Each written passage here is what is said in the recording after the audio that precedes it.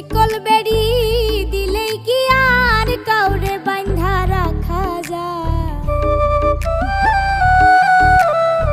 শিকল বেড়ি দিলেই কি আর কাউরে বাঁধা রাখা যায়? যদি থাকিতে না যায় কি লাভ হইল শিকল